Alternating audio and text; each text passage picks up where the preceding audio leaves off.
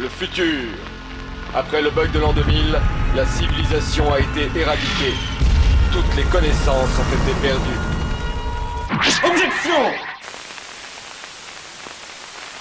Cette minute du geek est dédicacée à nos meilleurs amis, les animaux de compagnie. Et oui, dans les jeux vidéo aussi, il n'est pas rare que le héros solitaire soit accompagné d'un compagnon fidèle et poilu.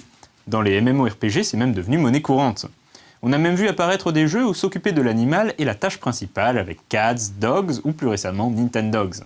En 1985, Nintendo avait d'ailleurs déjà accordé aux chiens un rôle de premier plan dans Duck Hunt sur NES. Et oui, rappelez-vous le brave toutou qui vous aidait à débusquer les canards ou se moquait de vous lorsque vous ratiez votre cible.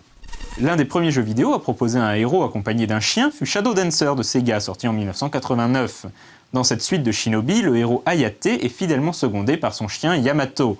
D'ailleurs, au passage, le duo Hayate-Yamato a inspiré le personnage de Shadow, le ninja de Final Fantasy VI, qui est lui-même accompagné d'un brave toutou nommé Interceptor. En 1990, Megaman aura également droit à son compagnon canin avec Rush. Depuis cette époque, on a vu de nombreux autres jeux où les héros étaient accompagnés d'un chien.